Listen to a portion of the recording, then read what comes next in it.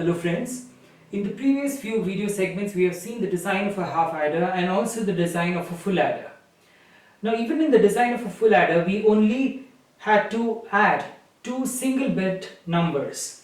For example, say I had to add 1 plus 1 or 0 plus 1 and so on, right? So the data was adding one bit with another bit. Of course, in case of a full adder, we also considered the carry from the previous section. But let me assume that I have a data A which is of length 4 bits, say 1011, and B which is of length again 4 bits, which is 1100. Now in that case, how do I add these two, A and B? So we can add A and B, wherein we need 4 full adders and they are actually connected in parallel. So how can I add these 4 bits using 4 full adders? So let us see how this can be done.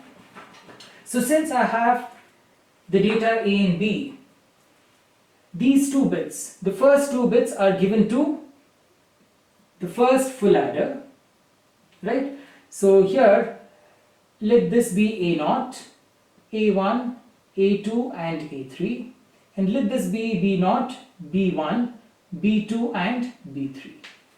So what does the first full adder do? The first full adder will add A0 and B0 and will consider the carry in from the previous stage if at all there exists. Okay. Now suppose I am adding 4 bits and you also have another 4 bits, 2 4 bits which are added, and the output of this becomes the carry in of this stage. Okay. So otherwise Cin is 0. If we just have to add 4 binary bits, Cin is 0. So I add these two, I get S0 and carry out from the first stage. So this carry out has to be added with A1 and B1. So C0 plus A1 plus B1, I get S1 and carry 1. Now this carry 1, C1, has to be added with A2 and B2, isn't it? So I have C1 which is added with these two to get S2 and I get C2. And finally C2 has to be added with A3 and B3 to get S3 and I get C3. Okay, so C3 will be the 5th bit. So here when we add two 4-bit binary numbers, the resultant may not be 4 bits but will be 5 bits. Now for example here, if I add these two, I get 1, 1, 1, 1 plus 1 is 0 with a 1 carry. Right? So the data A is of length 4 bits, the data B is also of length 4 bits, but the final sum is of length 5 bits, where this is S0, S1, S2, S3, and this is the carry from the 4th stage. So this happens to be full adder 0. So I have two inputs, A0 and B0, and I have carry in from the previous stage, which usually is 0. If you're just adding 4 bits at a time, if you're just adding A and B which are of 4 bits each, so Cin is usually 0 unless you have data which is coming in from some other stage. So the output is S0.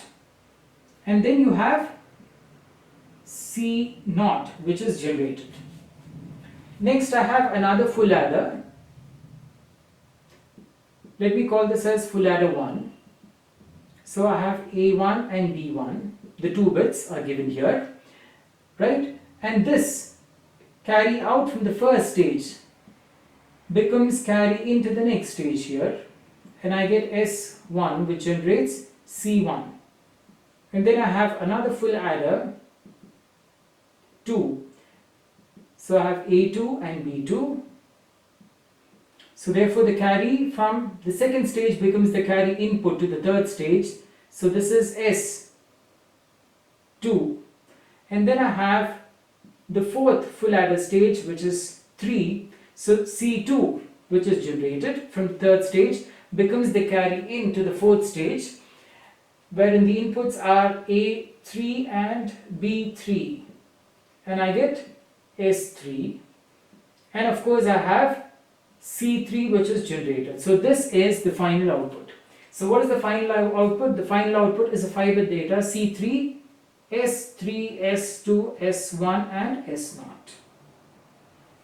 Okay, and usually Cn being equal to 0. Right? So if I have a data like this, so A and B, which is 1 0 1 1 and 1 1 0 0, I would get 1 0 1 1 1.